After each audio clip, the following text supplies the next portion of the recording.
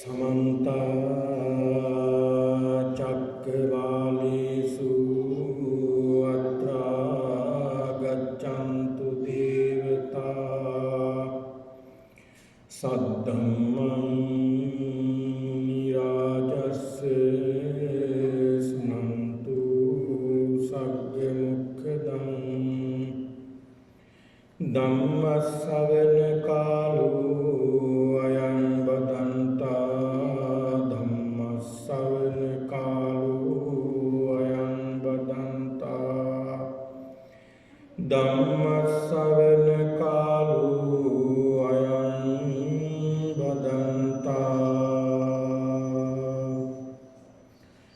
नमो तस्से भगवतो अरहतो सम्मा सम्बुद्धस्से नमो तस्से भगवतो अरहतो सम्मा सम्बुद्धस्से नमो तस्से भगवतो अरहतो सम्मा सम्बुद्धस्से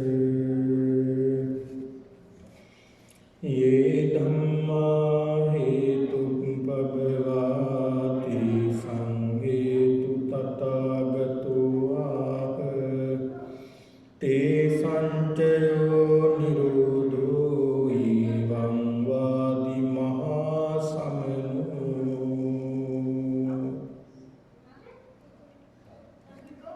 गौरवनीय लोक स्वामी श्री नवसराय वासनावंत सत्पुरुष पिंतुनी अद दिनेदी මේ පින්නතුන් මේ විහාරස්ථානයට එකතු වී සිටින්නේ ඉතාමත් වටිනා අරමුණක් වෙනුවෙන්. මීට 3 මාසයකට පෙර අප අතරින් වියෝවන්නට යෙදුන කාංචනා ආරියරත්න ඒ මහත්මියට පරලෝක වශයෙන් පින්පෙත් අනුමෝදන් කිරීමේ අභිලාෂයෙන් යුක්තව ඒ මිය පරලෝකීය මහත්මියගේ දෙමාපියන් ඒ ආරියරත්න තෙන්නකෝන් මහත්මයා සේපාලිකා මහත්මිය ඒ වගේම සහෝදරියන් ඥාතීන් හිතවතුන් සියලු දෙනාම අද මේ විහාරස්ථානට පැමිණ සිටින්නේ එතුමිය සිහිපත් කරලා එතුමියට පරලෝක වශයෙන් ආධ්‍යාත්මික වශයෙන් පින්පෙත් අනුමෝදන් කරමින් එතුමියට උපනුපන් භවයක් පාසා මෙබඳු අසනීප තත්වයක් නොවැළඳේවා අකල් මරණයකට ගොදුරු නොවේවා උපනුපන් භවයක් පාසා එතුමියට දීර්ඝායුෂ සම්පන්නියම ලැබේවා උතුම් චතුරාර්ය සත්‍ය අවබෝධ වේවා කියන මේ උතුම් චේතනාවෙන් යුක්තවයි මේ උතුම් පින්කම සිද්ධ කිරීමට මේ පින්නතුන් අරමුණු කර ගන්නට යෙදුනේ සූදානම් කර ගන්නට යෙදුනේ. ඒ දියණිය වෙනුවෙන් මේ දෙමාපියන් සහෝදරියන් අනිකුත් අය විශාල කැපකිරීමක් සිද්ධ කරන්නට යෙදුණා. වසර දෙකමාරක පමණ ඉඳලා එතුමිය වෙනුවෙන් නොයෙක් ප්‍රතිකාර සිදු කරමින් නොයෙක් දේවල් සිදු කරමින් කටයුතු කළා. නමුත් ඒ සියලු දේ ප්‍රතිඵලය තම අවසානයේ එතුමිය අප අතරින් වියෝ වීම. ඒක තමයි ලෝකයේ ස්වභාවය. බුදුරජාණන් වහන්සේ දේශනා කළ ධර්මය අපි ඉදිරියේම සනාතන අවස්ථාවක් කියලායි අපි මෙනෙහි කරන්නට ඕනේ. ඒක නිසා පින්නතුනි මේ 3 මාසය ඇතුළත මේ පින්නතුන් ඇය වෙනුවෙන් බොහෝ පින්කම් සිද්ධ කළා. බොහෝ කුසල දහම් සිද්ධ කරන්නට යෙදුණා. මේ විහාරස්ථානයේ අරමුණු කරගෙනත් මේ පින්නතුන් ඒ දානශාලාව අලුත් පෙඩියා කරමින් විශාල ධනයක් වියදම් කරමින් ඒ වගේම ශ්‍රමය වැය කරමින් එතුමිය වෙනුවෙන් පින් සිද්ධ කරගන්නට ඒ උතුම් පින්කම සිද්ධ කළා. මහත් වූ කුසල කර්මයක් සිද්ධ කරගත්තේ. ඒ විතරක් නෙවෙයි අපට අහන්නට ලැබුණා ඒ ලංකාවේ ස්වාමින් වහන්සේලාට අරන්නේ කුටි පවා පූජා කරමින් බොහෝ පින්කම් දහම් සිද්ධ කරගත්තා කියලා අපට අහන්නට ලැබුණා.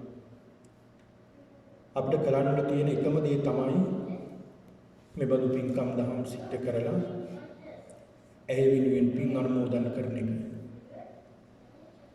අපිට කරන්න ඉතිරි වෙලා තියෙන එච්චරයි. ඇය නමින් ඒ සිහිපත් කරගෙන පින්කම් සිද්ධ කරලා ඇයට පින් අනුමෝදන් කිරීමයි අප කළ යුත්තේ. දෙමාපියෝ දරුවෝ හදන්නේ කවදා හරි දරුවන්ගේ කරමතින් අපිට අවසන් ගමන් යන්නට ලැබෙයි කියන චේතනාවෙන්. ඒකේ දෙමාපියන්ගේ තියෙන එක්තරා බලාපොරොත්තුවක්. නමුත් පින්නතුන් ලෝක ස්වභාවය තමයි අපිට පෙර දරුවෝ ඉස්සර වෙන අවස්ථා ලැබෙනවා.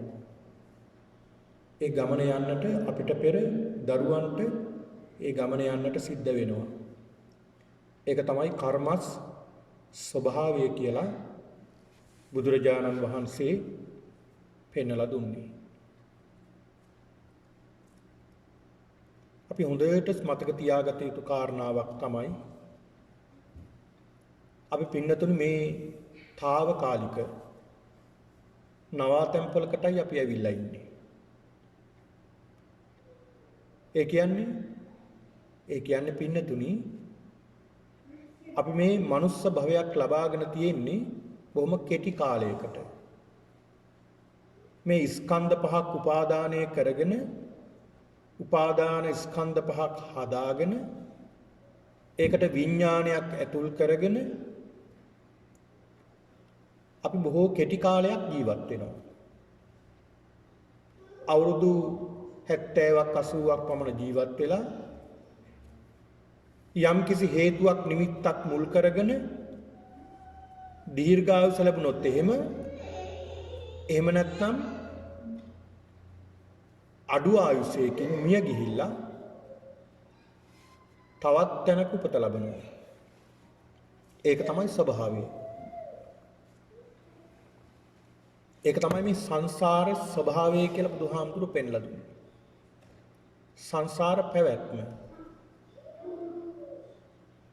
ඒක නිසා පින්නතුනි අපි මේ ලැබුව මනුස්ස ජීවිතේ දැන් අපි යම් කිසි මනුස්ස භවයක් ලබාගෙන තියෙනවා අපි. ඒක පෙර පිනට අපි ලබාගත්ත පෙර පිනට ලැබුණ තැනක් මේ ඉන්නේ. පුණ්‍ය භූමියක. ඒ ලැබුණ තැන අපි සුවපත් කරගන්නට ඕනේ. ඒ ලැබුණ තැන සැපවත් කරගන්නට ඕනේ. ඒ ලැබුණ තැන අර්ථවත් කරගන්නට ඕනේ. ඒක නිසායි බුදුහාමුදුරුවෝ පෙන්ලා දුන්නේ අපිට කුසල දහම් කරන්නට කියලා. ඒක නිසා අපේ ජීවිතේ වැඩිපුර කාලයක් කුසල් කරන්නට අපේ සිත යොමු කරගන්නට ඕනේ. අපේ සිත යොමු කරගන්නට ඕනේ කුසල් කරන්න.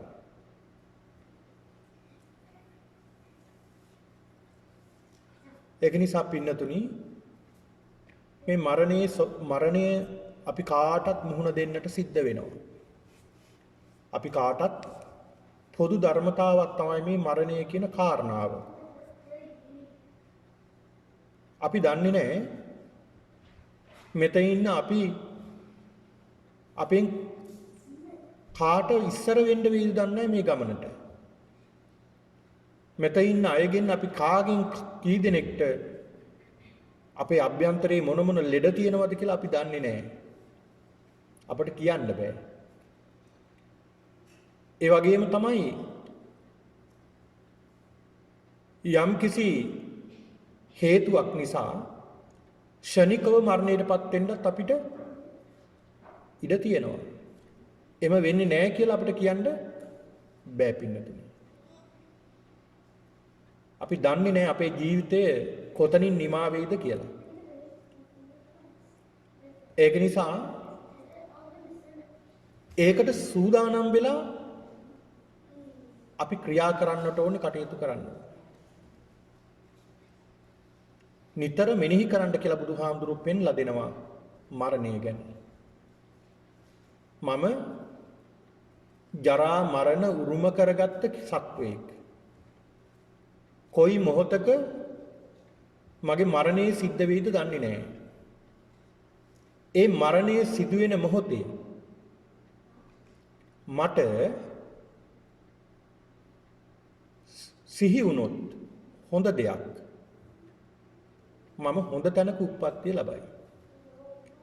හැබැයි යම් කිසි හේතුවකින් මට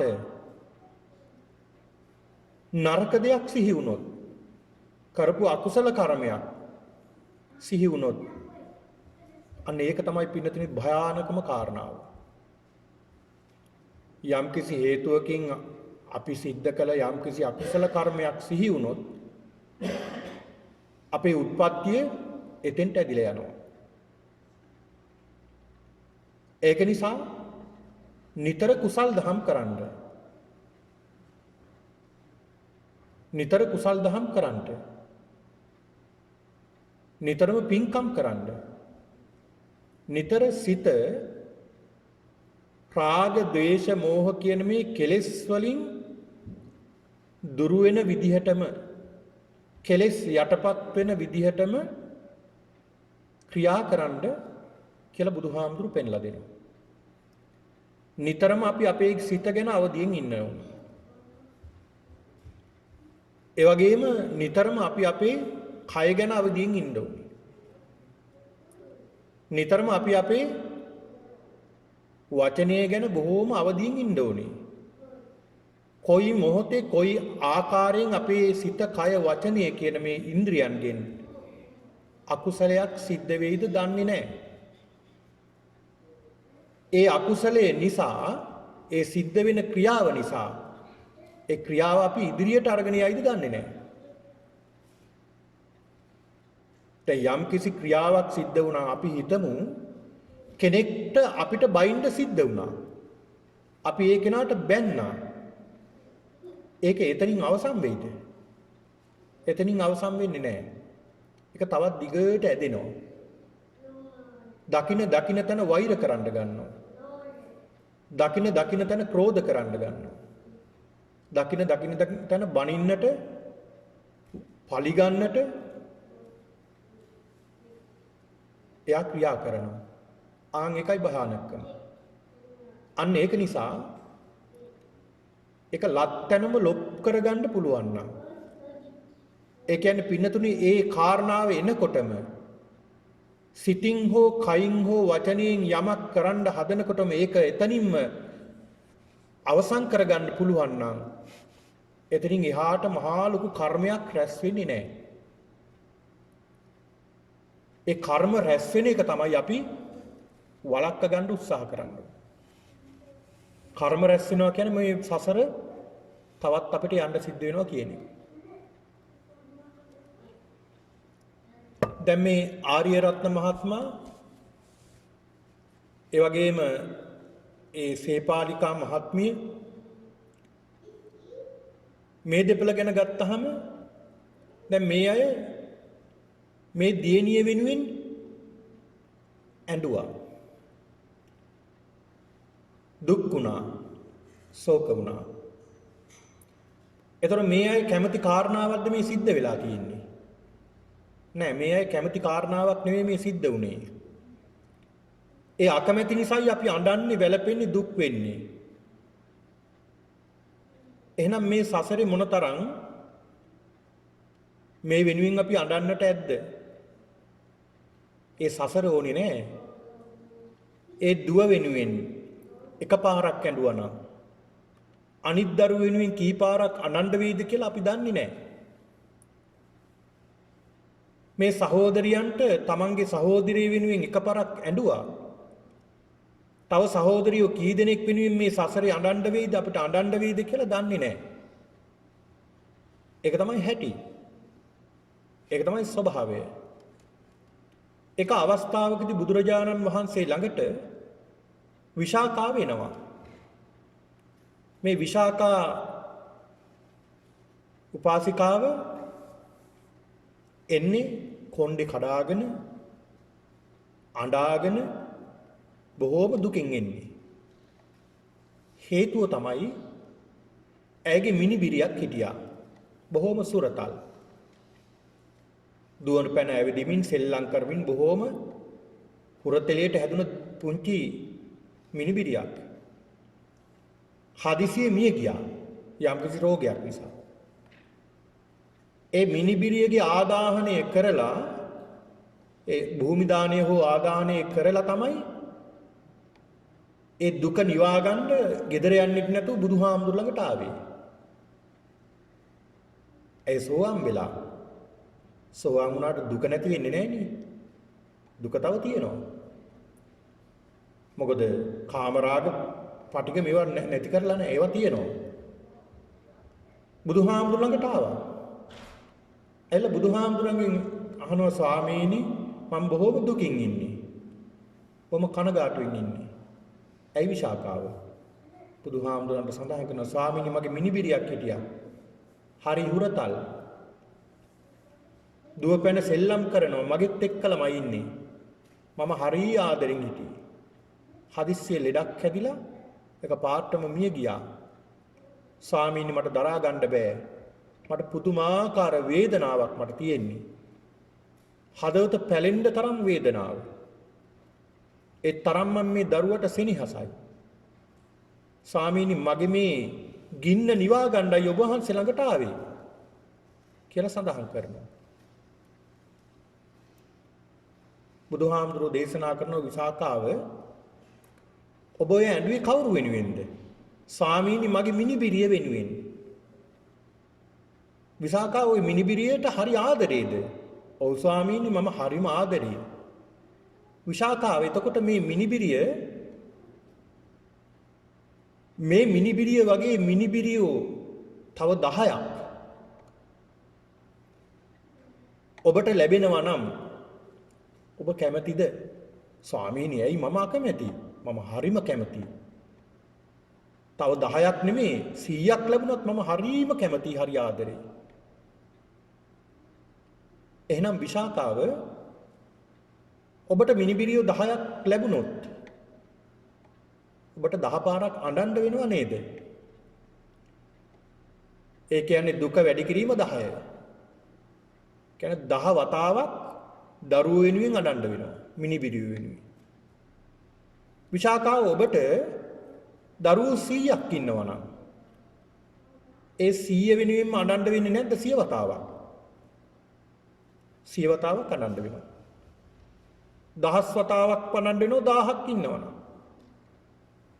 එහෙනම් දුක 1000 නම් 1000 වතාවක් අපිට අඬන්න වෙනවා ඒ වෙනුවෙන්.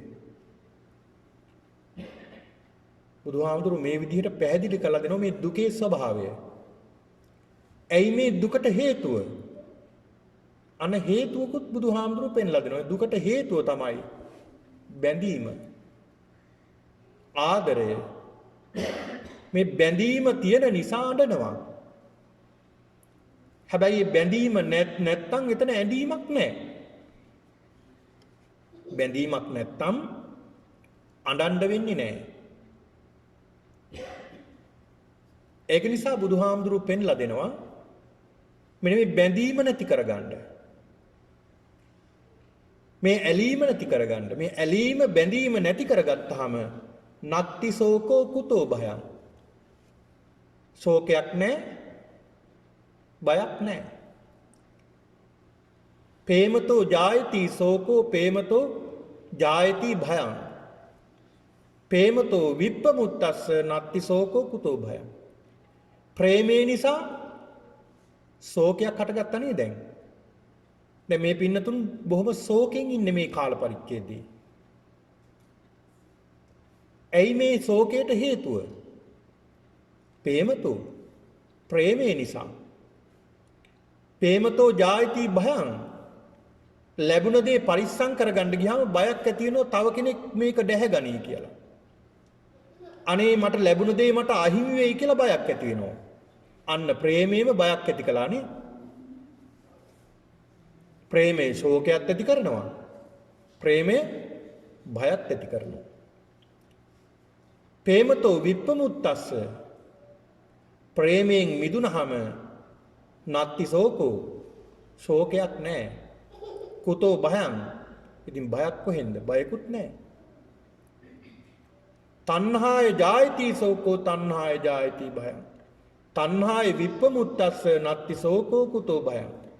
තණ්හාව නිසාමයි ශෝකය හටගන්නේ.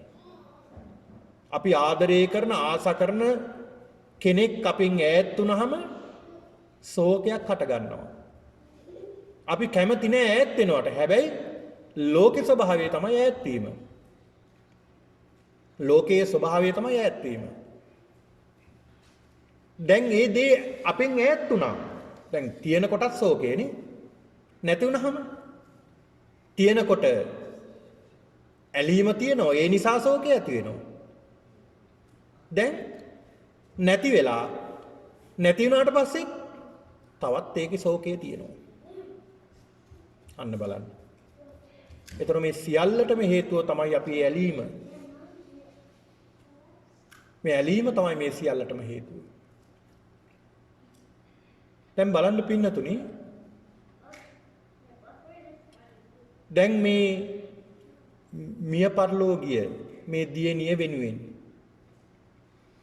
සහෝදරිය වෙනුවෙන් අපි හිතමු වෙනත් කෙනෙකුට අපි කියනවා.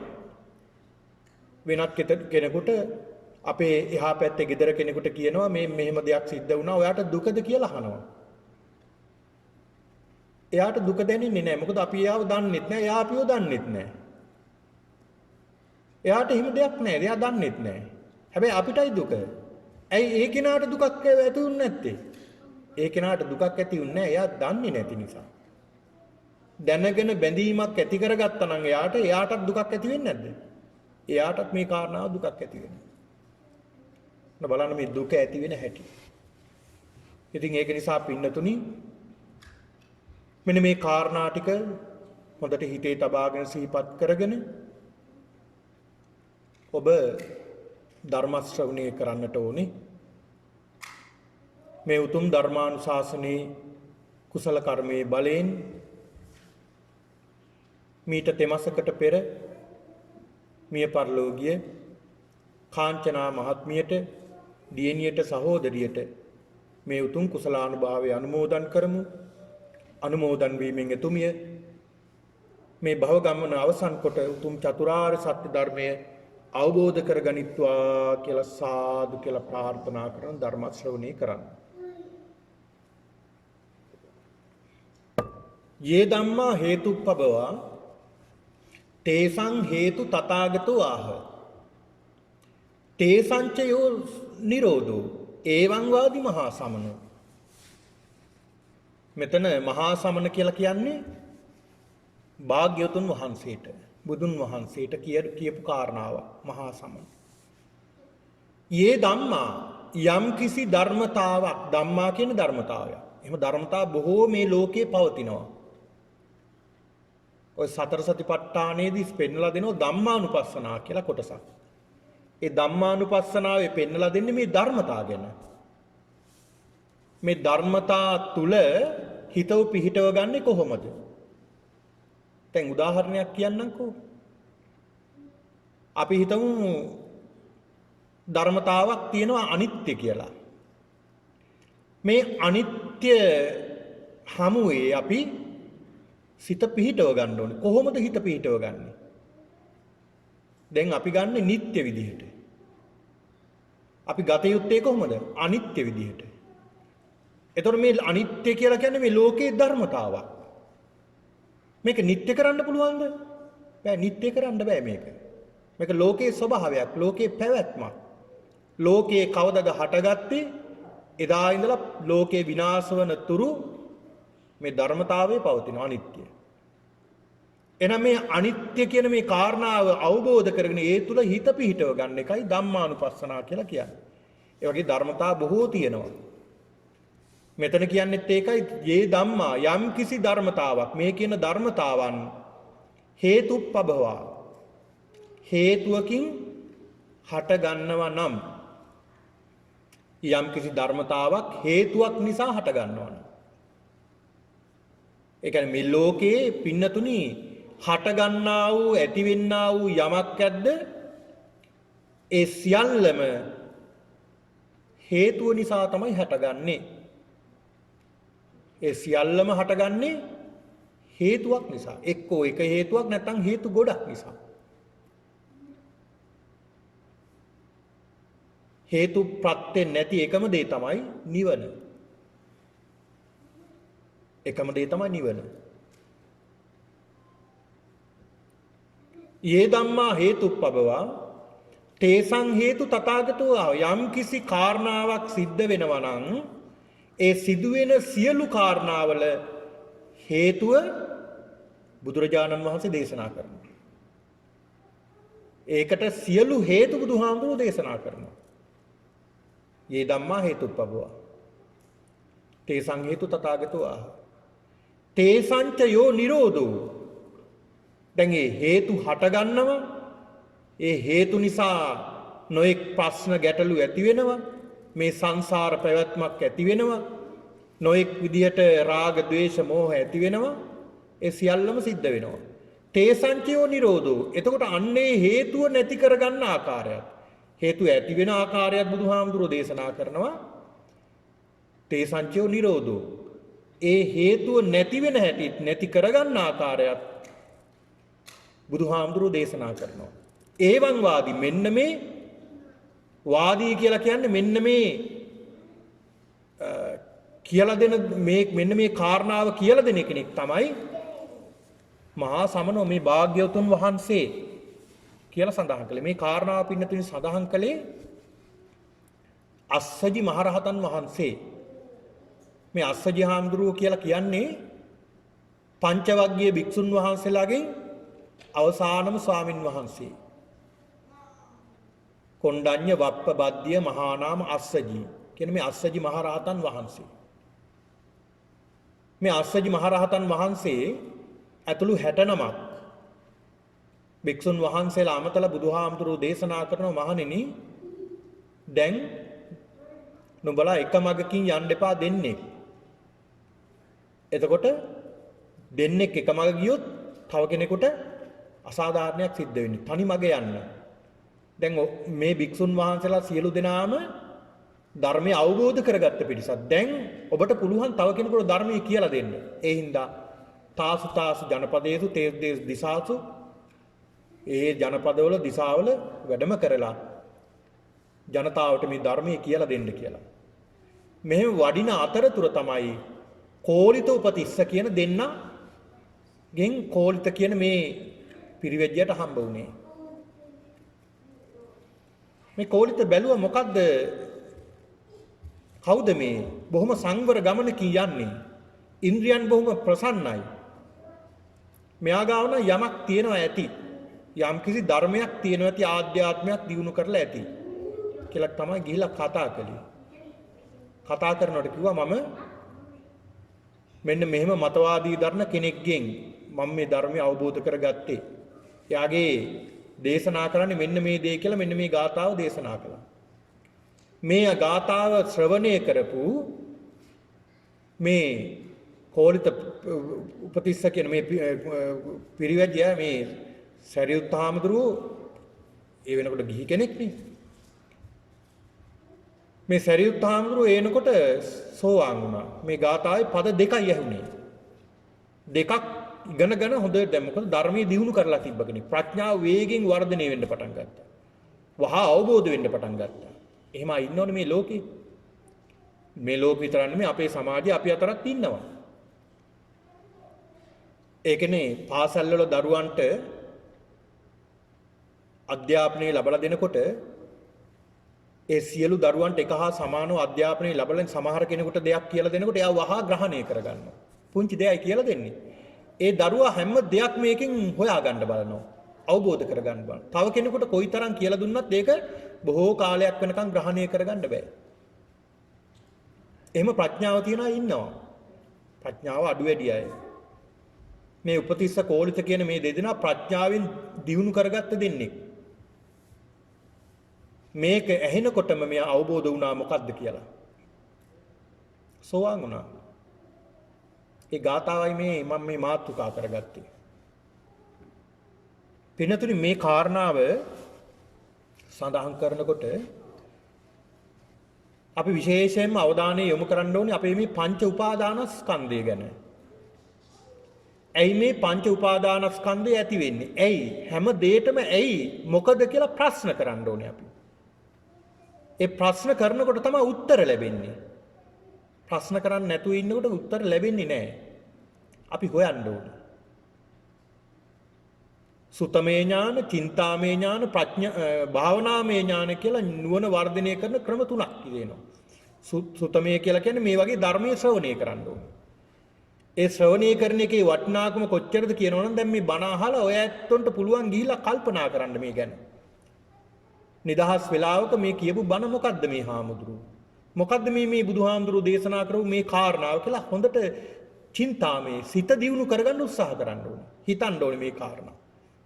මොකද්ද මේ කියන කාරණාව? ඇයි මේ පංච උපාදානස්කන්ධයක් අපට ඇති වෙලා තියෙන්නේ? ඇයි මේකට හේතුව? මොකද්ද මේ පංච උපාදානස්කන්ධය කියන්නේ? මේකට හේතුව කුමක්ද කියලා හොයන්න ඕනේ. ඒ හොයනකොට අන්න ප්‍රඥාව මතුවෙන්න ගන්නවා. ආම් ප්‍රඥාව මතුවෙන්න ගන්නවා. ඒකනේ බෝසතාණන් වහන්සේ සියලු දේ අතහැරලා වනගත වුණේ මොකක් සොයන්නද? කිං සත්‍ය ගවේසි, කිං කුසල ගවේසි. සත්‍ය මොකක්ද? කුසලය කියන්නේ මොකක්ද? ඇයි මේ සත්වෝ ජරා මරණයටපත් වෙන්නේ? අන්න ප්‍රශ්න කළා. තමන්ගෙම ප්‍රශ්න කළා. මේවා හොයන්න තමයි උන්වහන්සේ එළියට බැස්සේ. හම්බුනේ නැද්ද? හම්බුණා. නොබෝ කාලයක උන්වහන්සේට මේ සත්‍ය අවබෝධ වුණා. ඒක නිසා පින්නතුනි හැම කාරණාවකටම හේතුවක් සහ ප්‍රත්‍යක් තියෙනවා. හේතුඵල සම්බන්ධයක් තියෙනවා. දැන් වෙනත් ආගම්වලත් සඳහන් කරනවා හේතුඵල. හේතුඵල දහමක් ගැන කියනවා. අපි හිතමුකෝ උදාහරණයක් විදිහට දේවවාදී ආගමක් ගත්තාම ඒ අයත් කියනවා හේතුවක් ඵලයක් ගැන. හේතුවක් ඵලයක් ගැන කියනෝනේ අය. දැන් අපි උදාහරණයක් විදිහට ගමු. බුද්ධ කාලයේ තිබුණ බ්‍රාහ්මණ ආගම මහා බ්‍රහ්මයා තමයි ලෝකෙම ඇව්වේ. එතකොට හේතුව මහා බ්‍රහ්මයා, ඵලය ලෝකේ සත්වයා. හේතුවකුත් තියෙනවා, ඵලයකුත් ඒකේ තියෙනෝනේ. ඒ කියන්නේ මේක මේ සත්‍ය අසත්‍ය කියන එක නෙමෙයි මම මේ කියන්නේ. මේ හේතු ප්‍රත්‍ය කියන එක මම මේ කියලා දෙන්නයි මේ උදාහරණය ගත්තේ. හේතුව එතන, ඵලය මෙතන.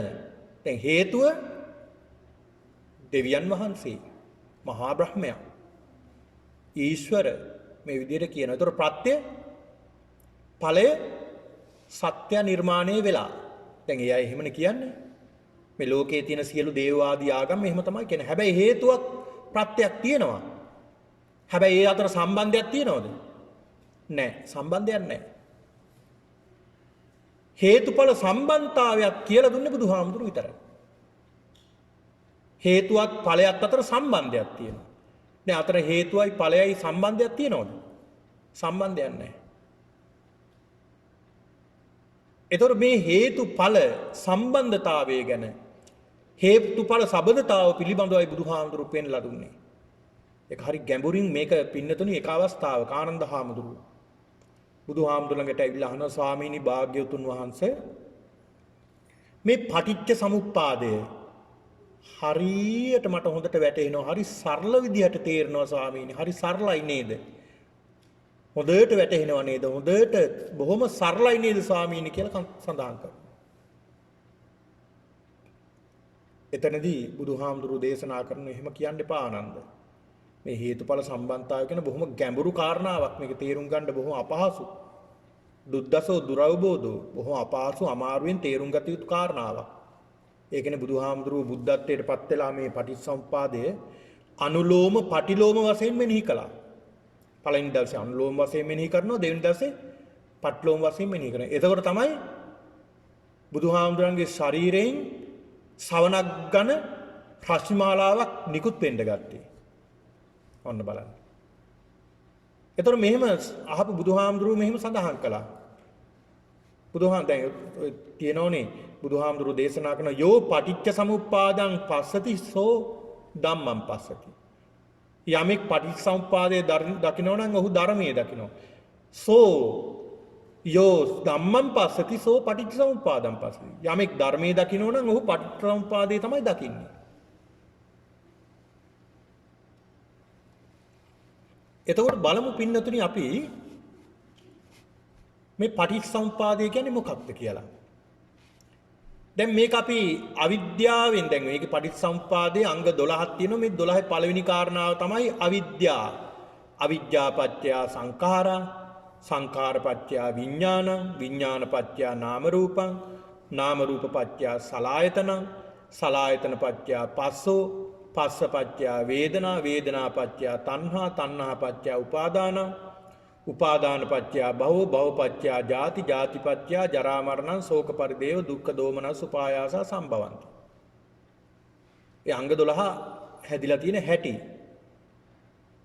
එතකොට මේක ආරම්භ කළේ අවිද්‍යාවෙන් කියලා දෙන්නේ. ඒ දේශනා කරන්න අවශ්‍ය නිසා දැන් අපිට මේක තේරුම් ගන්න ගියොත් ටිකක් අමාරු වෙනෝනේ. අපි බලමු දන්න තැනක ඉඳලා. අපි දන්න තැනක ඉඳලා මේක ටිකක් අවබෝධ කරගන්න බලමු. කොහොමද? දැන් ඔය ඇත්තන්ට ලෙඩ වෙනවනේ. දැන් ඔයත් ලෙඩ වෙන්නේ නැද්ද? දැන් මෙතන ලෙඩ නැති අය ඉන්නවද? නෑ, කාටවත් ලෙඩ නැහැ කියන්න බෑ. ලෙඩ තියෙනවා අපිට. අපි කවුරුත් ලෙඩු. මොනවා හරි ලෙඩක් තියෙනවා, අසනීපයක් තියෙනවා. ඊළඟට අපි කවුරුත් වයසට යනවා. අපි කවුරුත් ටික කාලයක් ජීවත් වෙලා මරණයටපත් වෙනවා. එතකොට අපිට දැන් මේ ස්වභාවය උරුම වෙලානේ තියෙන්නේ. දැන් මේ ස්වභාවය උරුම වෙලා තියෙන. දැන් අපි ඉපදිලා තියෙනවා. ඉපදුන නිසා ජාතිපත්‍ය දැන් උපතක් ලැබලානේ අපි තියෙන්නේ. මනුස්ස භවයක් අපි ලැබලා තියෙන්නේ. ඔන්න හේතුවක් හැදිලා තියෙන්නේ. ඵලයක් ලැබිලා තියෙන්නේ. ඒ ඉපදුන නිසා ඒක හේතුව කරගෙන තවත් ඵලයක් ලැබිලා. මොකද්ද? ජරා. ජරා කියන්නේ වයසට යනවා. දිරනවා. දැන් ඔය ටික ටික දිරාගෙන අපි යන්නේ. අර ගහක් දිරනවා වගේ ටික ටික දිරාගෙන යන්නේ. ඒ දිරණේව අපිට පේන්නේ කාලයක් ගියාට පස්සේ තමයි මේ දිරුවා කියලා පේන්නේ. කාලයක් යනකොට ඇස් පේන්නේ නැතු යනවා. ඇහි සුද මතු වෙන්න ගන්නවා.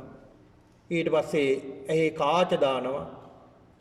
ඊට පස්සේ තව ටිකක් කල් යනකොට ඒක පේන්නේ නැතු යනවා. කන්නඩියක් දානවා. ඊට පස්සේ ඒක පේන්නේ නැතු යනවා. මේ විදිහට ටික ටික දිරාගෙන යනවා. දිරාගෙන යනවා. කනත් එහෙමයි. නාසය, දිව, ශරීරය. බලන්න මේ ශරීරය මොනතරම් වේගෙන් දිරනවද? හොඳට තිබ්බ ශරීරය රැලි වැටෙන්න ගන්නවා. කළු වෙන්න ගන්නවා, පිච්චෙන්න ගන්නවා, වෙනස් වෙන්න ගන්නවා. මේක තමයි ස්වභාවය. ඒතර මොකද්ද මේකට හේතුව? මේකට හේතුව තමයි පින්නතුනි අපි උපතක් ලැබලා තියෙනවා. ඉපදුන නිසා ජාතිපත්‍ය ජරා. අන්න ජරාවටපත් වුණා. ඊළඟට ව්‍යාධි. ඒ ජරාවටපත් වෙනවා කියලා කියන්නේ මොකක්ද? ව්‍යාධි. ලෙඩ වෙනවා. ලෙඩ අපිට අතවනනවා පින්නතුනි. කොයි මොහොතේ අපේ ශරීරයට ලෙඩ වැළඳෙයිද දන්නේ නැහැ. ලෙඩ වර්ග දෙකක් තියෙනවනේ. කායික ලෙඩ, මානසික ලෙඩ කියලා. දැන් අපි හැමෝටම මේ ලෙඩවල් දෙකම තියෙනවා. සබ්බේ පුතුජනා උම්මත්තකම අපි ප්‍රත්‍යඥයුනේ. ඒක නිසා අපිට උමතුයි. මානසිකවත් උමතුව තියෙනවා අපිට. එක එක දේවල් අපි ගාව නැද්ද? අපි ගාව තියෙනවා. එක එක පිස්සු අපිට තියෙනවා. එක එක දේවල් පුරුදු හැබ්බැහි වුණ දේවල් අපි ගාව තියෙනවා. එතකොට අපි ඔක්කොම ලෙඩ වෙනවා. අන්න ලෙඩ වෙන්න හේතුව මොකක්ද? අපි ඉපදුනා. ජාතිපච්චය ජරා මරණ. ඊළඟට අපි මරණයටපත් වෙනවා. ඇයි අපි මැරෙන්නේ? අන්න හේතුව හොයාගෙන යනවා. හේතුව හොයාගෙන යනකොට ඔන්න හේතුව හම්බ වෙනවා. මොකද අපි මැරෙන්න හේතුව මොකද්ද? මැරෙන්න තව හේතු තියෙනවා. මැරෙන්න තව හේතු ගොඩක් හැදිලා තියෙනවා. ප්‍රධාන හේතුව තමයි අපි මේ ලෝකෙට ඉපදුනා. ඒකනේ මේක මේ දම්බැලක පුරුකක් වගේ තියෙන්නේ. පටිච්චසමුප්පාදේ එකින් එකට ඇමිල්ලා තියෙන්නේ. හේතු ගොඩක් මේ පිටිපස්සේ තියෙනවා. බොහෝ හේතු ප්‍රත්‍ය තියෙනවා. ඊළඟට මැරෙනවා. මැරෙන්නත් යම් කිසි හේතුවක් නියම වෙනෝනේ. දැන් ඉබේම හිටපු ගමන් මැරෙනවද? නෑ. එක්කෝ කොවිඩ් හැදිලා මැරුණා කියයි. නේ? කොවිඩ් හැදිලා මැරුණා කියයි එක්කෝ. එහෙම නැත්තම් කොවිඩ් හැදිලා හොඳ වෙලා වෙන ලෙඩක් හැදිලා මැරුණා ඊට පස්සේ. ඒක නිසා කොවිඩ් හැදුනාට පස්සේ ඒ ලෙඩේ තිබ්බ ලෙඩේ ඩබල් වුණා. අන්න ඒ ලෙඩේ හින්දා මැරුණා. ඒතර කොවිඩ් එකත් බලපෑවා. තිබ්බ ලෙඩෙත් බලපාලා තමයි මිය ගියේ. ඊළඟට හොඳට ඉන්න හොඳ සෞඛ්‍ය සම්පන්නව ඉන්න කිසි ලෙඩක් නැහැ. බේතක්වත් බොන්නේ නැහැ. හැබැයි heart attack එකක් ඇවිල්ලා නහරයක් පුපුරලා මිය යනවා. ෂණයෙන් මිය යනවා. ඒතර හේතු බලනකොට යාට මැරුණේ මොකක් නිසාද? යාට heart attack එකක් ඇවිල්ලානේ. heart attack එකක් ඇවිල්ලා. නහරයක් පුපුරලා මොළේ නහරයක් පිපුරුවා, හදවතේ නහරයක් පිපුරුවා යා මැරුණා.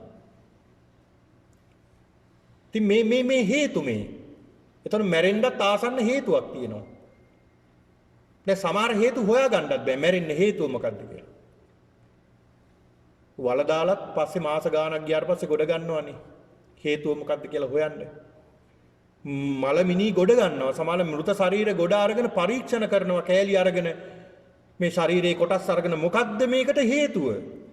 තාම හොයාගන්න බෑ. සෑහෙන කාලයක් යනවා හොයාගන්න. හේතුව මොකක්ද කියලා. එතකොට මේවට හේතු නැතුව කිසි දෙයක් වෙන්නේ නැහැ. එතකොට හේතුව නිසාම තමයි ඵලයක් හටගන්නේ. හේතුව නිසාම තමයි ඵලයක් හටගන්නේ. හේතුවක් නැතුව ඵලයක් ඇති වෙන්නේ නැහැ. ජාතිපත්‍ය ජරා මරණ. ශෝක කියන්නේ ශෝක කරනවා. අනේ කියලා ශෝක කරනවා, දුක් වෙනවා. ඇයි අපි අඬන්නේ මේ දුක් වෙන්නේ? ඒ දුක් වෙන හේතුව තමයි ආසන්නම හේතුව මේ කියන්නේ. අපි ඉපදුනා. ඉපදුන නිසා තමයි අපි මේ දුක් විඳින්න වෙලා තියෙන්නේ. පරිදේව, දුක්ඛ, දෝමනස්ස, උපායාස, අඬනවා. සමහරු අඬනවා විතරක් නෙවෙයි. අඬන වගේ විවිධ දේවල් තියෙනෝනේ. සමහර විට කෑ ගහලා අඬනවා. සමහරලාට කෑ ගහන්නේ ඇස් දෙකෙන් කඳුළු වැටෙනවා. එච්චරයි සමහරුන්ට එහෙම තියෙනෝනේ. ශෝක පරිදේව කියන්නේ වැළපෙනවා. සමහරු කෑ ගහ අඬනවා. දැකලා ඉතින් සමහරු කෑ ගහ අඬනවා. දුක්ඛ දෝමනස්ස දුක් දුම්නස් වෙනවා. කන බොහෝ අඬලා වැළපිලා සමහරලාට උපායාස සමහරලාට අඬන්නත් බෑ. අඬන්නත් බැරි තරම් සමහරුන්ට අමාරුයි. එහෙමයි දැකලා තියෙනෝනේ. අඬලා තෙහෙට්ටු වෙලා අඬා ගන්නවත් බෑ යාට. මේ තරම් දුකක් අපිට වින්දනය කරන්න වෙනවා. අන්න බලන්න මේ පටිච්චසමුපාදයේ හේතු හැදිලා තියෙන හැටි. හේතු ප්‍රත්‍ය. හේතුඵල. එතකොට බලමු මොනවද මේකට හේතු කියලා. දැන් ජාතිපත්‍ය මේකට කියනවා ජාති. ජාතිපත්‍ය ජරා මරණ නේද? ජරා මරණ ඇති වෙන්නේ ජාතිය නිසානේ. ඒ කියන්නේ උපතක් ලැබුපු නිසානේ. මේ ලෝකෙට සත්ත්වය උපත ලබනවා. කොහොමද උපත ලබන්නේ? උපත ලබන ක්‍රම හතරක් තියෙනවා. අණ්ඩජ, ජලාබුජ, සංසේදජ, ඕපපාතික. බිත්තරවලුත් උපත ලබනවා. සත්වයෝ. බිත්තරවලුත් සත්වයෝ උපත ලබනවා. ජලාබුජ ජල කෝෂය තුළ මේ මව් කුසේ එමත් උපත ලබනවා. සංසේදජ ඔය විවිධ හේතු කාරණා එකතු වුණාම ඔය කුණු ගොඩවල් ඔය රොඩු ගොඩවල් මේ වගේ යම් සත්තු හට ගන්නවා. එහෙමත් සත්තු හට ගන්නවා. මවෙක් පියෙක් නැතුව. ඊළාට ඕපපාතික ඉබේම පහළ වෙන සත්තුත් ඉන්නවා.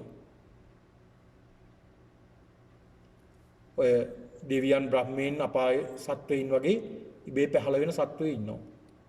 ඒ විදිහට මේ ලෝකයේ සත්තු උපත ලබනවා. ඇයි එතකොට අපි බලමු මේ ඇයි මේ සත්තු උපත ලබන්නේ මේ 31 තලයක් තියෙනවා කියලා බුදුහාමුදුරුවෝ පෙන්ලා දෙනවා. මේ 31 තලයේ ඇයි මේ සත්වය උපත ලබන්නේ? අන්න හේතුව දැන් අපි හොයමු. ඇයි මේ උපත ලබන්නේ? භවපත්‍යා ජාති. අන්න භවය නිසා තමයි සත්වය උපදින්නේ. භවය කියලා කියන්නේ භවයක් ප්‍රාර්ථනා කරනවා. භවයක් හදාගෙන තියෙනවා. තව තැනකට උපත ලබන්න කරුණු කාරණා සකස් කරගෙන තියෙනවා. ඒ සකස් කරගෙන තියෙන නිසා තැනක උපත ලබනවා. අන්න භවය. ඇයි මේ භවය සකස් වෙන්නේ? මොකද්ද හේතුව මේ භවය සකස් වෙන්න? උපාදාන පත්‍ය භවෝ. අන්න හේතුව මොකද්ද? උපාදාන පත්‍ය භවෝ. අපි භවය සකස් කරගන්න පිටිපස්සෙන් හදාන තියෙන මොකද්ද? උපාදානය. උපාදාන කියලා කියන්නේ දැඩිව අල්ලගෙන තියෙනවා. දැඩිව යමකට යමක් අල්ල ගන්නවා නම් අපේ හිතින් ඒක උපාදානයේ උන ගමන් සකස් වෙනවා භවයක්. ආම් භවයේ සකස් වුණ ගමන් එතනින් එහාට අර කියපු කාරණා සියල්ලම සිද්ධ වෙනවා. අන්න බලන්න. ඒතර උපාදානය. ඒතර මේ උපාදානය ඇති වෙන්න හේතුව මොකද්ද? උපාදානය ඇති වෙන්න හේතුව තමයි තණ්හාව. තණ්හාපච්චය උපාදාන. තණ්හාව නිසා තමයි උපාදානය. ඒතර තණ්හාව තමයි මේ උපාදානයට කාරණාව. මේ තෘෂ්ණාව. තෘෂ්ණාව නිසා තමයි උපාදානය වෙන්නේ. ඒ කියන්නේ තණ්හාව වැඩි වුණාම උපාදානය ඇති වෙනවා. තණ්හාව වැඩි වුණා උපාදානය ඇති වෙනවා. බලන්න මම උදාහරණයක් කියන්නම්. රූපවාහිනියෙන් ටෙලි නාට්‍යයක් බලන දවස් දෙක තුනක් බලනකොට බලන්න හිතෙනවා. ඊට පස්සේ සතියක් දෙකක් විතර යනකොට ඒක නොබලා ඉන්න බැරි වෙනවා. ඒක. එක දවසක් හරි බලා ගන්න බැරිව ගියොත් මොකද වෙන්නේ? හරි කල්පනාවේ ගැන. හරි කල්පනාව. ඇයි? ඒකට ඇලිලා අපිනේ. මේ සරල උදාහරණයක් ගත්තේ. ඒකට අපි ඇලිලා. අන්න බලන්න මේ තණ්හා බලන්න ආසාවක් ඇති වුණා. ආසාව උපාදානයක් කරගත්තා අපි. අරකට එල්ලිලා අපි. දැන් එහෙම කොච්චර දේවල් තියෙනවද අපිට අතහැර ගන්න බැරි. උපාදානය කරගත්තා. බලන්න අපේ ජීවිතේ ටිකක් අපි ආපස්සට හැරිලා බලන්න අපි මොනතරම් උපාදානය කරගෙන තියෙනවද අපේ දේවල් වලට. ඒ උපාදානය නිසා අපිට එකෙන් ගැලවෙන්න බැරිද? මොනතරම් අපි අල්ලගෙන ඉන්නවද? අන්න උපාදානය ඇති වෙන්නේ තණ්හාව නිසා. අන්න තණ්හාව නිසා තමයි උපාදානය හැදෙන්නේ. අන්න තණ්හාව සකස් කළා උපාදානයට දක්වා. තණ්හාව තමයි සකස් කළේ උපාදානයට. එතකොට මේ තණ්හාව තෘෂ්ණාව ඇයි තෘෂ්ණාව ඇති වෙන්නේ? ඇයි මේකට හේතුව? වේදනාපච්චය තණ්හා. වේදනාවින්ද තමයි තණ්හාව ඇති වෙන්නේ. වේදනාව කියලා කියන්නේ පිනතුණු වේදනාව කියලා කියන්නේ වින්දනය ලබනවා අපි. ඒ කියන්නේ සැප සහ දුක විදියට අපි අල්ල ගන්නවා. සැපත් අල්ල ගන්නවා, දුකත් අල්ල ගන්නවනේ. දැන් කෙනෙකුට හිතෙයි මේ දුක කොහොමද අපි අල්ලගන්නේ කියලා. ඒ කියන්නේ දුකට අපි ගැටෙන එකනේ කරන්නේ. දුකට කැමති නෑනේ. දුකට කැමති නෑනේ. ඒ දුකට කැමති නෑ කියන්නේ ඒකත් අපි අල්ලගෙන කියන එකනේ. ඒකට ගැටීම කියන්නේ මොකද්ද? ගැටීම කියන්නේ අල්ල ගැනීමක්. අල්ල ගැනීම එක කාරණාවක් ඒක. ඒක මෙහෙම පැහැදිලි කරන්නකෝ අපි හිතමු ඇලීම කියන එක දන්න ඕනේ. අපි මේ ඇස කන් නාසය දිව ශරීරයට ඇලෙනවා. අපේ දරුවන්ට, අපේ ඥාතීන්ට, අපේ ගෙදර මේ යාන මේ දේවල් වල අපිට ඇලෙනවා අපි. ඇලීම. ගැටීම අපි අකමැති කෙනෙක්ට අපි ගැටෙනවා. අකමැති දෙයකට අපි ගැටෙනවා. ගැටීම තුල තියෙන්නේ මොකක්ද? ඇලීම තුල තියෙන්නේ රාගය. ගැටීම තුල තියෙන්නේ ද්වේෂය. එතකොට රාගයෙන්ුත් ඇලෙනවා, ද්වේෂයෙන්ුත් ඇලෙනවනේ. ද්වේෂයත් අපි අලවගෙන. ද්වේෂයත් දැන් බලන්නකො අපි අකමැති අය ඉන්නෝනේ. අපේ හතුරෙක් ගන්නකො අපේ පරම හතුරෙක් අහවල් කෙනා කියලා හිතන්නකො දැන්. දැන් බැරිලා තියා මේ ඉස්සරහම වාඩි වෙලා හිටියොත් මොකක් වෙයිද? බන අහන්න වෙන්නේ. එයා දිහා බලන්න තමයි ඉන්නේ. ඇයි? එයා ගැන තමයි අවධානය ඉන්නේ. දැන් අපේ හතුරු ගැන අපි අවධානයෙන් ඉන්නේ නැද්ද? අපි අවධානයෙන් ඉන්නේ. අපි ඒවා අතෑරලා තියන්නේ යාව කොහොමද? එයාව අපි අතෑරලා තියන්නේ අතෑරලා නැහැ. අපි හිතනවා අපි අතෑරලා කියලා. අපි මන්නම් ආයි කවදාවත් මෙයා එක්කලා කතා කරන්නේ නැහැ. ඉනාවත් වෙන්නේ නැහැ කියලා. හැබැයි අතෑරියට හිත ඇතුලේ තියෙනවා තාම ද්වේෂය. ඒක නිසා නේ යා යනකොට කොහෙද යන්නේ? අවධානයෙන් ඉන්නේ. ඒක නිසා. එතකොට ඇලීමත් ගැටීමත් දෙකම තෘෂ්ණාවම තමයි. එතකොට ඇලීම ගැටීම දෙකම ඇති වෙන්නේ වේදනාවනේ. වින්දනය කරනවා. මේක අපි වින්දනය කරනවා. අපේ ජීවිතේ මේ පංච උපාදානස්කන්ධය අල්ලගෙන අපි වින්දනය කරනවා. අපි විඳිනවා. වේදනාපච්චය තණ්හා. තණ්හාව ඇති වෙන්නේ වින්දනය නිසා. සැප සහ දුක විදියට අපි වින්දනය කරනවා. සැප විදියට අපි අල්ල ගන්නවා. අනේ මේ දේ හොඳයි, මේ දේ හොඳයි, මේ දේ හොඳයි කියලා අපි අල්ල ගන්නවා. එහෙම අල්ල ගන්න ඕනද? දැන් අපි හිතමුකෝ මොනවා හරි දැන් මේ ධර්ම දේශනාව අවසන් වෙලා මොනවා හරි ආහාරයක් මේ අයට දානයක් දෙනවා. දුන්නාම කෙනෙක් අයියෝ මේ දේවල් නම් අපි කන්න කැමති නෑ. මේ දේවල් නම් හොඳයි. අන්න එකකට ඇලෙනවා එකකට ගැටෙනවා නේ. මේ දේවල් තිබ්බනම් හොඳයිනේ. ඊට වැඩිය හොඳයිනේ මේ දේ හදුවා නම්. එහෙම කතා වෙනවනේ. එතකොට මොකද වෙන්නේ? ආන් ඇලීම සහ ගැටීම අන්න වේදනාව වින්දනයක් ඇති වෙනවා. සැප වේදනාවක් ආවා එතන. මේ දෙයට කැමති මේ දෙයට අකමැති. මම නම් මේ දේ කන්නේ මේ දේ කනවා. මම මේ දෙයට කැමති නෑ මේ දෙයට කැමති. අන්න වේදනාව වින්දනයක් ඇති වෙනවා. ඇයි මේ වින්දනයක් වේදනාව ඇති වෙන්නේ ඇයි අපිට? අපිට වේදනාව ඇති වෙන්නේ නැද්ද? වේදනාව ඇති අපි ගමු මෙහෙම උදාහරණයක් මේකට. දැන් අපි මෙහෙම පටන් ගමු මේ කාරණාව. මෙතනින්. දැන් ඔය ඇත්ත ඉඳගෙන ඉන්නේ. දැන් මට පේනවා මෙහෙම වෙනවා, හැරෙනවා, පෙරලෙනවා, කකුල් දික් කරනවා. බොහොම අපහසුවෙන් ඉන්නේ. දැන් එතකොට මේ පින්නතුන් දැන් මේ වාඩි වෙලා ඉන්නේ පහසුවෙන් හෝ අපහසුවෙන් දැන් වාඩි වෙලා ඉන්නවනේ. මෙන්න නැගිට ගන්නවත් බෑ දැන් මේක ඉවර වෙනකන් නේද? එහෙමනේ හිතෙන්නේ. එතකොට පින්නතුන් දැන් ඔය ඇත්ත මෙතන වාඩි වෙලා ඉන්නවා. වාඩි උනේ අයියෝ මේ මෙට්ටයක් එහෙම දාගෙන. බිම වාඩි වෙනවට වැඩිය සැපයි මෙට්ටයක් දාලා වාඩි වෙනවා නම්.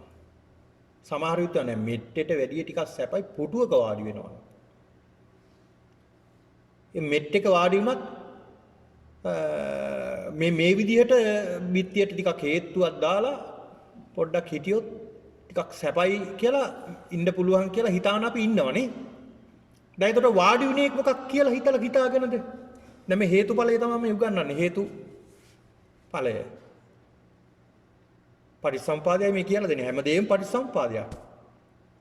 දැන් අපි හිතුවා මේක සැපයි කියලා හිතුවානේ. දැන් මේ වාඩි වුණා මෙට්ටේ දාලා වාඩි වුණාම සැපයි.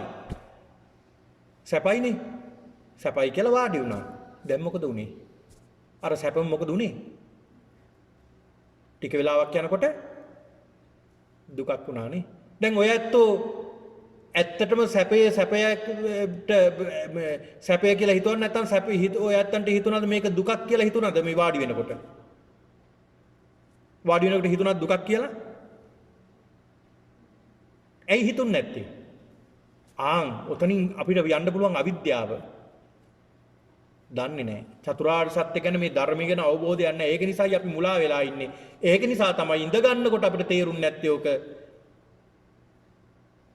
දුකක් කියලා. ඒක තේරෙන්න ගන්නේ කොයි වෙලාවේද? ඒ ක්‍රියාව ටික වෙලාවක් කරගෙන යනකොට. දැන් ඉඳගෙන ටික වෙලාවක් යනකොට නෙමෙයිද ඔයත් අන්න දැන් තේරෙන්නේ. මේක දුකක් කියලා. ඉඳ ගන්නකොට හිතුන්නේ නැද්ද? ඉඳ ගන්නකොටම හිතුන්නේ නැද්ද මේක මේ දුකක් තමයි මේ ඉඳ ගන්න එක කියලා? හිතුන්නේ නැහනේ. හිතුන්නේ නැති කාරණාව අන්න මේ හිතුන්නේ නැත්තේ ඇයි අපිට? හිතුන්නේ නැත්තේ අපි ධර්මයේ දන්නේ නැහැ. ඒ කියන්නේ අවිද්‍යාව. අන්න එතෙන්ට යනවා අපි.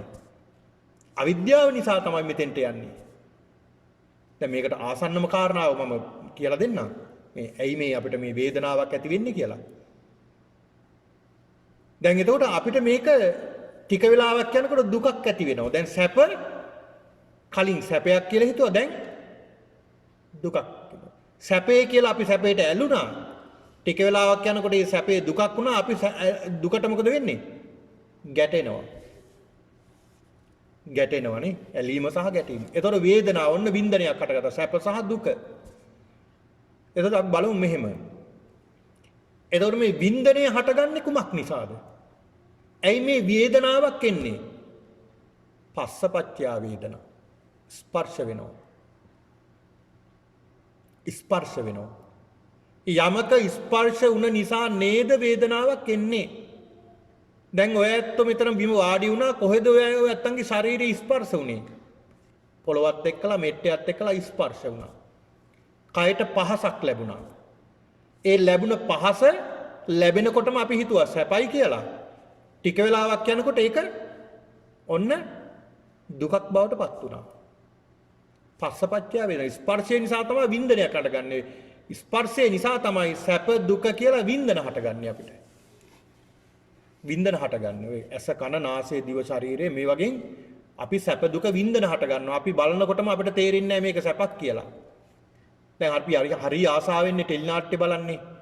කතා බලනවා ඊළඟට නොඑක් දේවල් බලනවා ටීවී එක බලා ඉන්න ඕනේ. ඔය දරුවෝ පවා කාටුන් බලාගෙන ඉන්නවා. අපි දිගටම ඕක බලාගෙන හිටියොත් පැය 7 8 10 12 බලාගෙන හිටියොත් ඉන්න පුළුවන්ද? බෑ. එක දිගටම මේ ක්‍රියාව කරන්න බෑයි. දුකක් ඒක. ඒ දුකට හේතුව තමයි මේක අපි ආරම්භ කරනකොටම මේ ක්‍රියාව හැම ක්‍රියාවක්ම මේ කාරණාව තියෙන හැම ක්‍රියාවකම අපි ආරම්භ කරනකොට අපිට තේරෙන්නේ නැහැ මේක දුකක් කියලා. අපි හිතන්නේ මේක සැපක් කියලා තමයි ඒක ආරම්භ කරන්නේ.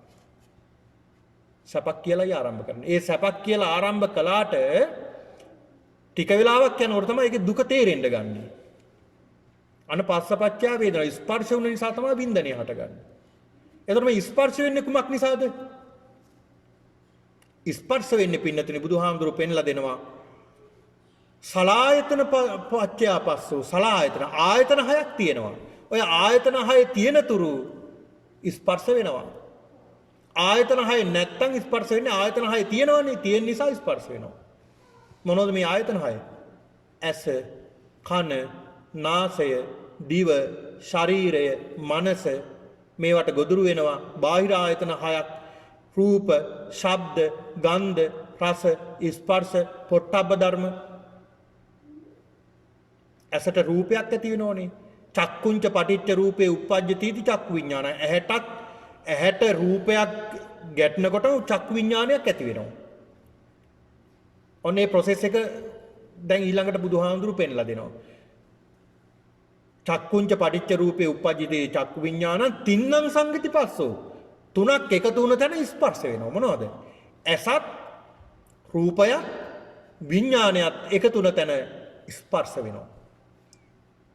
ඒ රූපය ඇහි ස්පර්ශ වෙනවා. රූපේ වර්ණය. පස්සපච්චය වේදනා ස්පර්ශය නිසා සැප දුක් විදියට ඒක වින්දනය කරනවා අපි. වේදනාපච්චය තණ්හා. තණ්හාපච්චය උපාදාන මේ විස්තර කළා. උපාදානපච්චය භව, භවපච්චය ජාති. ඕ යන හැටි කැරකි. එතකොට අපි බලමු ඇයි මේ ආයතන හයක් අපිට හට අරගෙන තියෙන්නේ. දැන් හට අරගෙන තියෙන්නේ ආයතන හය උපාදාන ස්කන්ධ පහක් අපිට ඇති වෙලානේ තියෙන්නේ. ඇයි මේ ආයතන ටිකක් හටගත්තේ?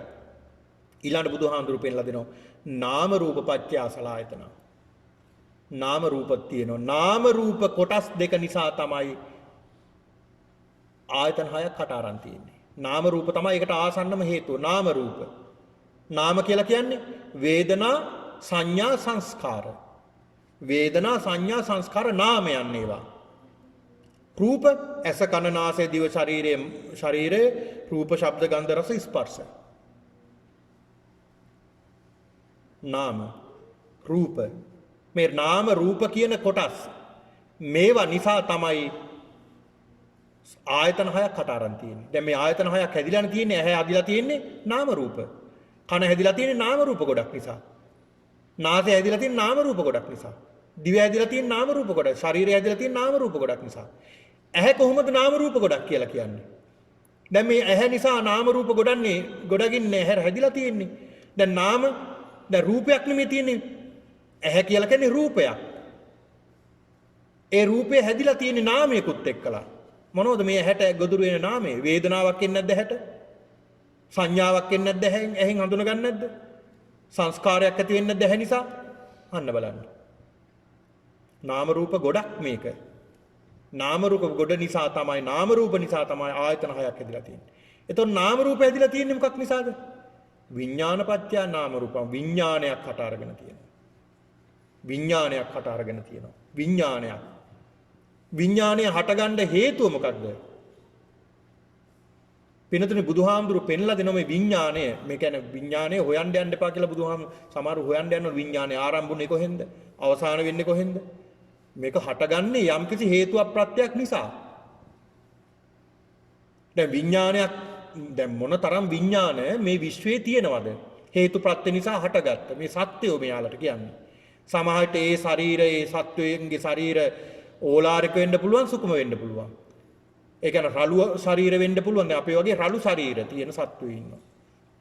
ඊළඟට සියුම් ශරීර තියෙන සත්වයෝ දෙවියෝ, ඊළඟට අනිකුත් බ්‍රහ්ම ලෝකවල බ්‍රහ්මයෝ සියුම් ශරීර. ඒ අය හදාගෙන තියෙන ශරීර, හැදිලා තියෙන ශරීර. එතකොට පින්නතුනේ ඇයි මේ විඥානයක් හටගන්නේ? විඥාන මොන තරම් විඥාන ගොඩක්. දැන් බලන්න මේ විඥානයක් අපේ මව් කුසකට බහින්නේ විඥානයක් නේ. විඥානයක් තමයි මව් කුසකට බහින්නේ. දැන් තමන් පියාගේ ධාතු ශක්තිය නිසා මවගේ ඍතු වීමත් නිසා අන්න විඥානයක් බහිනවා එතෙන්ට. විඥානයක් බැස්ස ගමන් මොකද වෙන්නේ? ආන් එතන නාම රූප ගොඩක් හැදෙනවා. ඒ ධාතු ශක්තිය නිසා. ඒ නාම රූපයි විඥානයයි එකතු වෙන නිසා තමයි අන්න සත්‍යයක් හටගන්නේ. එතන විඥානේ නැත්තම් සමාහයට මව් කුසේදී විඥානේ නැති වෙනවා. එතකොට බිහි වෙන්නේ සමාහයට මියගිය දරුවෙක් නැත්තම් මස් වැදල්ලක් තමයි බිහි වෙන්නේ. ප්‍රාණයක් නැහැ. විඥානපත්‍ය නාම රූප. ඇයි මේ විඥානයක් හටගන්නේ? අවිජ්ජාපත්‍ය සංඛාරපත්‍ය විඥාන. සංස්කාර නිසා. සංස්කාර කියන්නේ අන්න විඥානය ඇති වෙන්න හේතුව තමයි සංස්කාර. කාය සංකාර, වචී සංකාර, මනෝ චිත්ත සංකාර කියලා තියෙන සංස්කාර. ඒ කියන්නේ ඒවා සංස්කාර හැදෙන ආයතන අනුව. කාය නිසා සංස්කාර හට ගන්නවා. කාය නිසා මොනතරම් සංස්කාර අපි හට ගන්න අපි හදාන තියනවද? කාය නිසා සංස්කාර. නේද? මොනතරම් හදාන තියනවද? අපි ගන්න බඩු මුට්ටු මේ කාය සංස්කාරය නිසාන ගන්නෙ. කාය සංස්කාරය නිසා තමයි අපේ ගෙදර හැම දෙයක්ම ගන්න. මේ දේ හොඳයි, මේ දේ හොඳයි, මේ දේ හොඳයි, මේක බොහොම පහසුයි. කාය සංස්කාර. අපි ඒවා හදාන තියෙනවා ඇතුලේ. අහවල් තැන්නම් හොඳ එකක් තිබ්බයි, මීට වැඩිය ඒක හොඳයි. අපි කොහේ හරි ගිහිල්ලා බලමු ඒක තියෙනවද කියලා. කාය සංස්කාර. වචී සංස්කාර. වචේ නිසා අපි සංස්කාර හදාන තියෙනවා. මෙයාගේ වචනේ හොඳයි, මෙයාගේ සින්දු ටික හොඳයි, මෙයාගේ කටහඬ හරි හොඳයි, මෙයාගේ කටහඬ එච්චර හොඳ සංස්කාර අපි හදාන තියෙනවා. මනෝ සංස්කාර. චිත්ත සංස්කාර. ඒ වගේම මේවා ඇති වුණ ආකාරය අනුව බුදුහාමුදුරුවෝ තවත් මේ සංස්කාර පෙන්වලා දෙනවා. පුඤ්ඤාභි සංස්කාර, අපුඤ්ඤාභි සංස්කාර, ආනිඤ්ඤාභි සංස්කාර කියලා. මේවා විස්තර කරන්න තරම් කල් වේලාව නැති නිසා පින්නතුනි දැන් මේක තමයි මේකට හේතුව. සංඛාරපච්චය සංස්කාර ගොඩක් හදාන. ඇහෙන් රූප බලලා ඒක අපි හදාන තියෙන. මේ අහවල් කෙනා මෙහෙමයි, සුදු පාටයි, කළු පාටයි, මිටි උසයි, මේ විදිහේ ඇඳුම් අඳින්නේ, යා මෙතන වැඩ කරන්නේ, යා ගෙදර මෙතන, මෙයා මේ විදිහේ කෙනෙක්, මේ විදිහේ කෙනෙක්, මෙයාගේ කොණ්ඩේ මෙහෙම, මෙයාගේ මේ විදිහට අපි හදා ගන්නවා. ඇහෙන් රූප බලලා අපි ඒක හදාගෙන තියෙනවා දැන් ඇතුලේ. ඒක තමයි සංස්කාරය. ඒක හදාන තියෙනවා. ඒ හදාගත්ත දේ අපි ඇතුලේ දාගෙන තියෙනවා. ඒ දාගත්ත දේ අනුව තමයි අපි ක්‍රියා කරන්නේ. ඒ දකින්නකොට මේවා මතක් වෙලා එන්නේ ඒකනේ. මේ අහවල් කෙනානේ මේ මම අහවල් ගෙදරනේ මෙයා ඉන්නේ. අහවල් තැන්නේ මේ අහවල් දෙන්නේ කියලා අපිට මතක් වෙනවා. සංස්කාර. ඇහෙන් විතරක් නෙමෙයි, ඇහැ කන නාසය දිව ශරීරය මේ පංච ඉන්ද්‍රියෙන්ම අපි දාගෙන තියෙන සංස්කාර. අන් සංඛාරපච්චය විඥානං. එතකොට සංස්කාර හටගන්නේ අවිද්‍යාපච්චය සංඛාර. අවිද්‍යාව කියන්නේ නොදැන්ම හින්දා, දන්නේ නැති නිසා. අපිට අවබෝධයක් නැති නිසා. දැන් ඔය ඉඳ ගන්නකොට අවබෝධයක් තිබ්බේ නැහැ නේ දුකයි කියලා. ඉඳ ගන්නකොට අවබෝධයක් තිබ්බේ නැහැ දුකයි කියලා නේ. හැබැයි ඉඳගත්ත සැපයි කියලා නේ. සැපයි කියලා ඉඳගත්තා. දැන් ඔයත්ෝ මේ ධර්ම දේශනාව ශ්‍රවණය කරන්න දැන් මේ වාඩි වෙලා ඉන්නේ. දැන් 9ට මේ ධර්ම දේශනාව අවසන් කරන්න ඕනේ. කොහොමද රෑ 12 විතර නිකන් ධර්ම දේශනාව කළොත්? දැන් ඔයත්ෝ හිතයි ඒකත් දුකක්. නේ? සැප කියන දේම දුකට පෙරලෙන හැටි බලන්න. ඒතර හැම දෙයකම හේතු ප්‍රත්‍යක් තියෙනවා. ඊළඟට බුදුහාමුදුරු පෙන්ලා දෙනවා පටිලෝම වශයෙන් කොහොමද මේ දුක නැති කරන්නේ? මේ දුක නැති කරගෙන යන්න බුදුහාමුදුරු පෙන්ලා දෙනවා පටිලෝම වශයෙන්. දැන් ඇයි මේ අපිට මේ ජරා මරණයට හේතුව මොකද්ද? ඒ හේතුව නැති කරන්න ඕනේ. මොකද්ද මේකට හේතුව? ජාතිපත්‍ය. ඉපදීම. අන්න ඉපදීම නැති කරගත්තොත් අපිට ජරා මරණය එනවද? ජරා මරණයක් ඇති වෙන්නේ නැහැ. එතකොට මේ ඉපදීම නැති කරගත්තොත් අපිට අඬන්න වෙනවද? වයසට යනවද? මහලු වෙනවද? ලෙඩ වෙනවද? ඒ කිසි දෙයක් වෙන්නේ නැහැ. ඊළඟට පින්නතුනි මේ උපත ඇති වෙන හේතුව මොකක්ද? ඒ හේතුව නැති කරපුවාම උපත ඇති වෙන්නේත් නැහැ. භවපච්චය ජාති. භවයක් නැති කරගත්තොත් උපතක් ලැබනවද? නැහැ. කොහෙවත් උපත ලබන්නේ නැහැ. ඊළඟට භවය ඇති වෙන්න හේතුව මොකක්ද?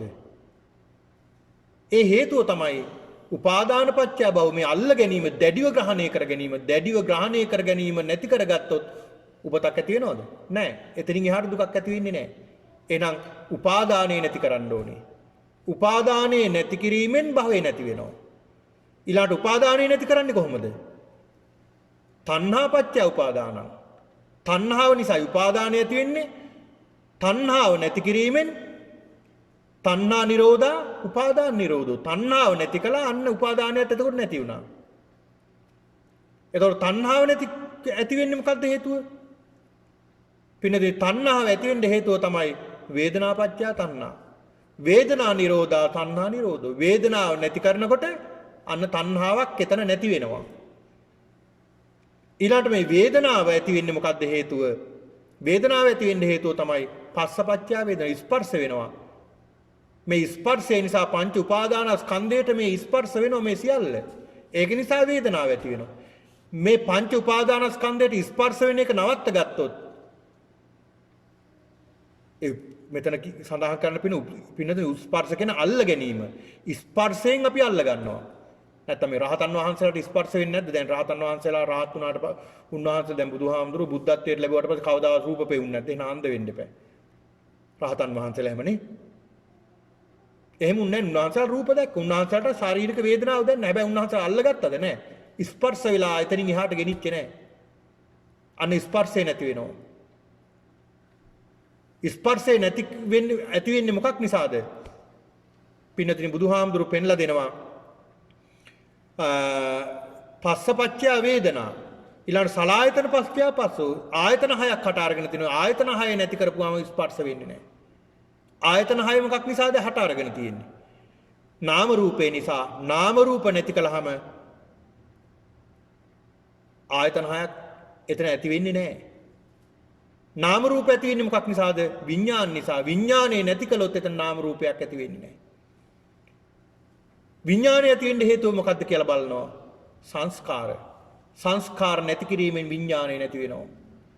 එතකොට සංස්කාර නැති වෙන්නේ කුමක් නැති කිරීමෙන්ද?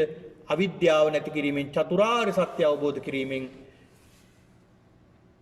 පින්නතුනි සංස්කාර සියල්ලම නැත්තටම නැති කරලා දාන්න පුළුවන්. සංස්කාර ඇති වෙන හේතු සියල්ල නැති වෙනවා.